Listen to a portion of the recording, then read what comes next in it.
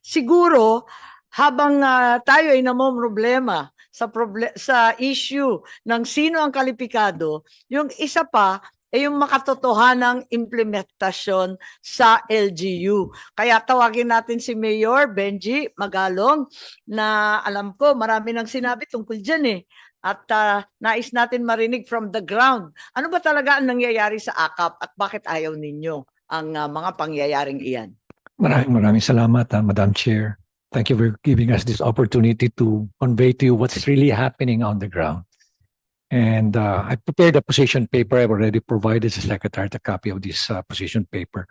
And this is a reflection of the sentiments of many of the mayors, both in the cities and municipalities, Madam Chair. But let me first start with this quotation from no less than Justice Marvick Leonen. Ma'am, please give me about 6 minutes po. Tatapusin ko po kagad. Please go ahead. Sabi ho ni Justice Leonen, the power to spend is an executive constitutional discretion, not a legislative one.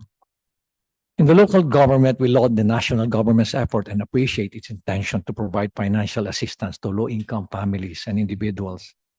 While AKAP seeks to accomplish that, it is mired with irregularities which defeat its purpose. And I'm here today to inform you of the pressing challenges and loopholes that hinder its effectiveness.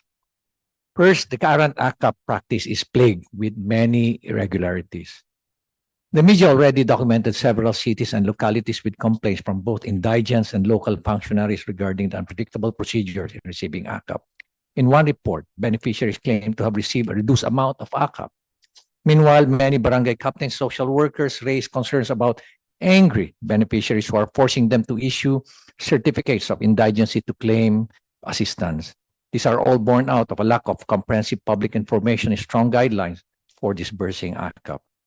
Currently, the barangay issues a certificate of low or no income to avail of the program. Unfortunately, barangays do not have the tools to measure if the client belongs to low or no income. Barangay officials can certify that individual is a resident of the barangay. Yes. We recommend that the CC Social Welfare prepare and issue the certifications to improve the process. CSWD or the MSWD is better prepared to assess the client's level of well-being. Besides, they are well-trained on the National Household Targeting System or yung tinatawag po nating listahanan. Second is the weak transparency and data sharing mechanism. I urge our lawmakers and national agencies to examine and establish transparent data sharing mechanisms for AKAP. It is highly inequitable and redundant when one beneficiary can receive multiple AKAP assistance because we are blind in data and cannot cross-check in the distribution list. And according to one government official, sabi nila sa akin, it's a violation of the National Data Privacy Act if they're going to share their data with the local government unit. Another is, ang nakakalungkot po nito, nagkakaroon na po ng maraming redundancy.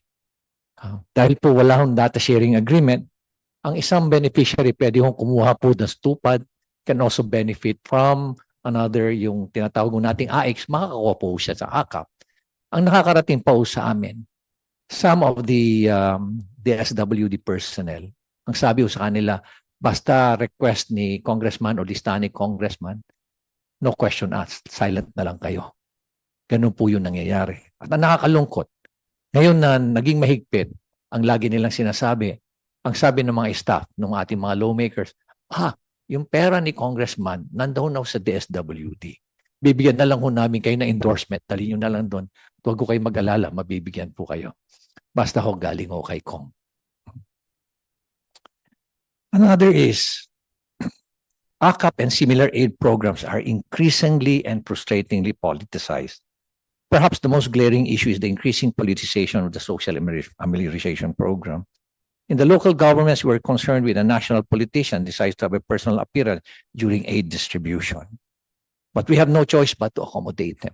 Sa mga senators po, wala ko kaming gaanong problema. Dahil ang pina-emphasize po doon is, etong pera na nanggagaling po, na binibigay sa inyo to, galing po to sa taxes na binabayaran po. At yun po yung lagi naming ina-emphasize sa kanila. Ang nakakarungkot lang po, pag iba na po ang nagdi-distribute. Gusto nilang ipahalata na ang pera na yon ay galing sa kanilang bulsa. Ang masama po, pag nagkakaroon na ng distribution, nandun lahat yung kanilang list, lahat ng line up nila na kandidato na una muna silang magsasalita bago yung actual distribution. No? Ulitin ko, bihira po kami makakita o makarinig na ang sinasabi po sa mga beneficiaries, itong pera na to galing sa taxes na binabayaran nyo. Dapat pasalamatan ninyo yung mga katabi nyo, sabihin nyo, thank you for paying your taxes. Sa mga ating mga mayors, sa ating po mga governors, karamihan po sa kanila, yan po yung sinasabi. Na dapat huwag kayong magpasalamat sa amin. Pasalamat po kayo sa mga katabi nyo dahil binabayaran nyo ng kanilang mga taxes. Given the way the AKAP operates, we cannot help but find similarities in the design of the AKAP and the Philippine Development Assistance Fund, or yung tinatawag ko natin PDAF, which the Supreme Court struck down in 2013 due to the following: discretionary fund allocation. At yung AKAP at yung pork barrel allows officials to control public funds with broad discretion, often without strict guidelines or oversight. Similar to PDAF and AKAP, AKAP enables government officials to decide on fund distribution even after the budget has been approved, violating the separation of powers. Like PDAF, where legislators inserted specific budget allocations for their pet projects, AKAP may also involve executive officials or lawmakers influencing fund distribution for political or personal gain. Hindi ko po sinasabi na congressman lang po. Sinasabi ko rin po rito, pati ho governors, pati ho mayors. Ganyan din po nangyayari. Alternate politics. Both programs encourage a system where funds are used to benefit specific constituents. Meron pa nga ho nangyayari dyan na yung AKAP na didistribute, muntik pa hong ibigay sa media. Meron pa hong isang mayor ho na nagbigay ho sa akin ng listahan. Pati ho mga teachers nabigyan din ho. Pati mga administrators nabigyan din ho. Inefficiency in public spending, instead of being allocated based on national priorities, funds under both programs risk being distributed based on political considerations.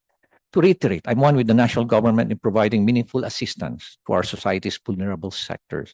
But the work to create a more inclusive, efficient, and responsive social protection system for all Filipinos goes hand in hand with transparency, accountability, and genuine, not parochial concern for Filipinos. Let us improve and do better because of our Filipino citizens deserves as much. Maraming salamat po, Madam President, Madam Chair.